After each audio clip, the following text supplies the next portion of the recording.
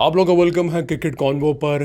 क्या Indian premiere league जिम्मेदार है वेस्ट इंडीज़ क्रिकेट के डाउनफॉल की? ये एक बहुत बड़ा सवाल है, स्पेशली उन फैंस के लिए, स्पेशली उन क्रिकेट फॉलोअर्स के लिए जो समझते हैं या जानते हैं कि वेस्ट इंडीज़ क्रिकेट की लेगेसी, उनकी हिस्ट्री, उनकी ग्लोरी क्या थी। वेस्ट इंडीज़ की ग्लोरी का अंदाज़ा आप इस चीज़ से लगा सकते हैं कि क्रिकेट को बनाने वाला था गोरा यानी इंग्लैंड, और इनॉग्रल वर्ल्ड कप जो हुआ यानी 1975 और 1979 के, वो स्वूप कर लिए थे वेस्ट इंडीज़ ने। मतलब आप सोचें कि बनाने वाला कोई था, लेकिन क्रिकेट को चार चांद लगाने वाला था वेस्ट इंडीज़। यानी जो दूसरा वर्ल्ड कप था वो उन्होंने हराया था इंग्लैंड को, यानी जिसने क्रिकेट बनाई है वो भी 92 रन से। दैट शोज़ के वेस्ट इंडीज़ के ब्लड में, उनकी जीन्स में क्रिकेट डीपली रूटेड थी। और आज अगर हम बात करते हैं मॉडर्न डे अग्रेसिव क्रिकेट की, ब्रेव क्रिकेट की, अग्रेसिव अप्रोच की, तो भाई वेस्ट इंडीज आज से 40-50 साल पहले इसी अप्रोच के साथ खेला करता था। उन्होंने लिटरली जिस तरह क्रिकेट खेली जाती थी उस तरीके को ही बदल दिया था अपनी अग्रेसिव और अपनी फ्लैम्बॉयंट अप्रोच के साथ। जिस तरह वो आते थे, मतलब लिटरली टीम्स उनसे खेलते हुए डरा करती थी, उनकी अग्रेसिव बॉलिंग, फिर उनकी जारहाना बैटिंग। तो कहीं ना कहीं वेस्ट इंडीज की वो जो लेगेसी है, वो ग्लोरी है, उसको कभी भी भुलाया नहीं जा सकता। और फिर जो लेजेंड्स उन्होंने क्रिकेट को दिए, उनका आज तक कोई सानी नहीं है। अगर बात करें सर गैरफील्ड सोबर्स की, वर्ल्ड बेस्ट एवर ऑलराउंडर, बात करें सर विवियन रिचर्ड्स की, सर विवियन रिचर्ड्स मतलब उनकी अग्रेसिव बैटिंग, आज तक उस चीज़ को कोई बंदा मतलब चैलेंज नहीं कर सका। कर्टली एम्ब्रोस, मैल्कम मार्शल की अग्रेसिव बॉलिंग, और फिर मॉडर्न क्रिकेट में ब्रेन लारा और क्रिस गेल, मतलब ये प्लेयर्स वो हैं जिनको आज भी मतलब कोई रिप्लेस नहीं कर सका। उनकी अप्रोच, उनका अटायर वो उस लेवल का था कि मतलब आज भी हम ढूंढते हैं तो हमें उस जैसे अग्रेसिव प्लेयर्स नहीं मिलते। तो सोचने वाली बात यह है कि आखिर ऐसा क्या हुआ कि वेस्ट इंडीज़ अपनी ग्लोरी को कहीं दूर छोड़ आई, और ऐसा क्या हुआ कि वेस्ट इंडीज़ क्रिकेट अपनी हिस्ट्री को बुला बैठी। अगर आप मतलब देखें तो वेस्ट इंडीज़ एक वक्त में मतलब 24 साल तक उन्होंने क्रिकेटिंग की दुनिया को डोमिनेट किया है। और फिर वो वक्त भी आया कि इनॉग्रल 2 वर्ल्ड कप जीतने के बाद जब तीसरा वर्ल्ड कप आया 1983 में, तो भाई कपिल 11 ने उनको उड़ा दिया। मतलब वो वाली जो टीम थी वेस्ट इंडीज़ की, सबसे अग्रेसिव, सबसे कंप्लीट टीम थी, उस टीम को हराना मतलब एक बहुत बड़ी अचीवमेंट थी जो कि कपिल देव और उनकी जो 11 थी उन्होंने किया। दैट शोज़ के भाई वहाँ से एक डाउनफॉल स्टार्ट हुआ। और फिर 1988 में जब 21 साला वसीम अकरम ने बाउंसर मारकर विवियन रिचर्ड्स की टोपी गिरा दी, तो वो उनकी टोपी नहीं गिरी थी, वो बेसिकली उनका जो क्राउन है, उनका जो ज्वेल है वो गिर गया था। और वो वहाँ से विवियन रिचर्ड्स ने भी कहते थे भाई मेरा टाइम आ चुका है रिटायरमेंट के। तो वो ऐसा डाउनफॉल स्टार्ट हुआ, वो एरो ऐसा नीचे की तरफ गया कि वो आज तक मतलब ना सीधा हुआ ना ऊपर की तरफ गया, वो सिर्फ नीचे की तरफ ही रहा है। और वेस्ट इंडीज़ की क्रिकेट लिटरली अब वो अपनी ग्लोरी टोटली खो बैठे हैं। तो सवाल अब भी यही है कि क्या IPL रिस्पॉन्सिबल है वेस्ट इंडीज़ क्रिकेट के डाउनफॉल की? इसका जवाब है हाँ, जी हाँ, लेकिन और भी वजूहात इसके साथ शामिल हैं।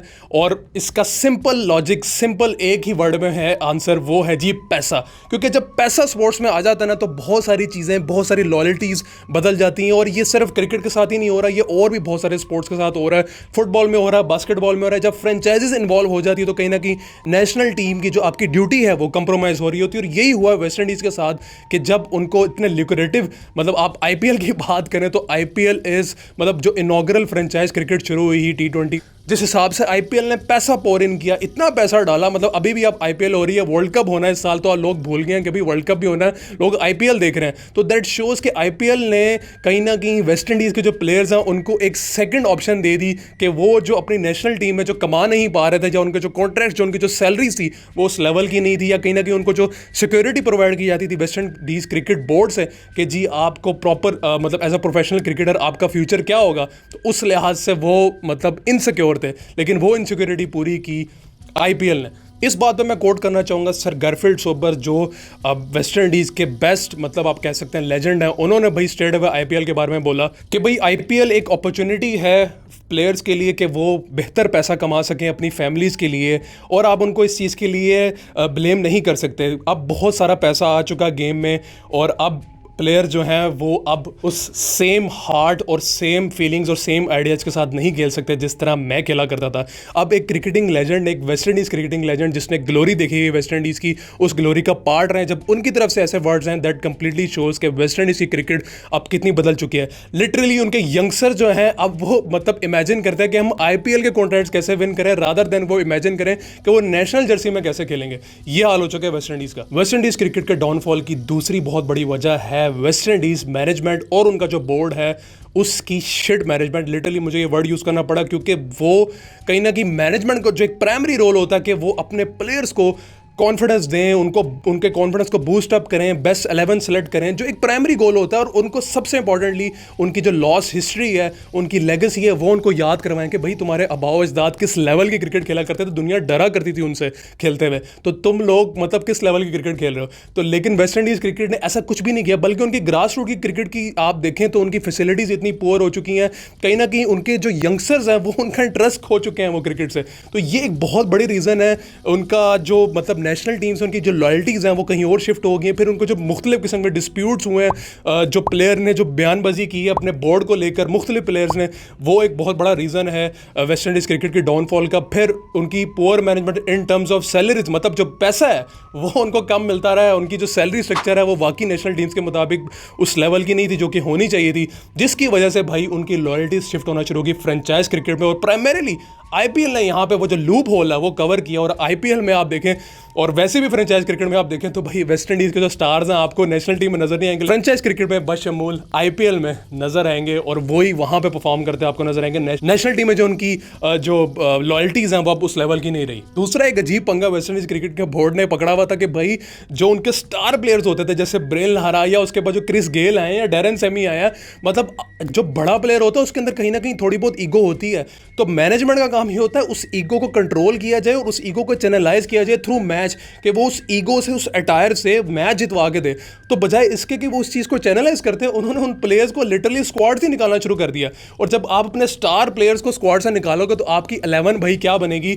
मतलब इतना अजीब सीन उनकी मैनेजमेंट ने खेला है, और कहीं ना कहीं करप्शन भी रही है। और डेफिनेटली जब आप ऐसे कर रहे होते हो आपकी लॉयल्टीज नहीं होती, कहीं ना कहीं आप अपना इन्फ्लुएंस जो है वो असर्टन कर रहे होते हो, बड़े प्लेयर्स को वहां से निकाल कर आप ये बता रहे होते हो कि भाई हमारा इन्फ्लुएंस है। तो ये जब आप ये अप्रोच रखते हो ना तो भाई आपकी क्रिकेट हमेशा डाउनफॉल की तरफ जाती है। एक और बड़ी वजह वेस्ट इंडीज क्रिकेट के डाउनफॉल की है जी इंट्रोडक्शन ऑफ शॉर्टर फॉर्मेट, यानी T10 लीग और ऑब्वियसली T20 लीग। अगर हम बात करें तो भाई T20 ने बहुत सारे जो आपके लॉन्गर फॉर्मेट्स हैं उसको अफेक्ट किया है। ये एक सच्ची बात है, ये एक बहुत बड़ा फैक्ट है। बहुत सारे प्लेयर्स टेस्ट से लिटरली अर्ली रिटायरमेंट ले लेते हैं just to concentrate on T20 या फ्रेंचाइज क्रिकेट जहाँ पे भाई पैसा है। तो ये कहीं ना कहीं जब आप लॉन्गर फॉर्मेट छोड़ते हो ना तो वो अफेक्ट करता है आपकी प्लेइंग अप्रोच को, आपकी टेक्निक को, और कहीं ना कहीं चैलेंज करता है आपकी फिटनेस को भी। अब अगर आप देख लें तो वेस्ट इंडीज़ के मोस्टली प्लेयर्स आप वो आपको मोटे ताज़े थोड़े ह्यूज नजर आएंगे, क्योंकि भाई वो अब शॉर्टर फॉर्मेट पे कॉन्सेंट्रेट कर रहे हैं।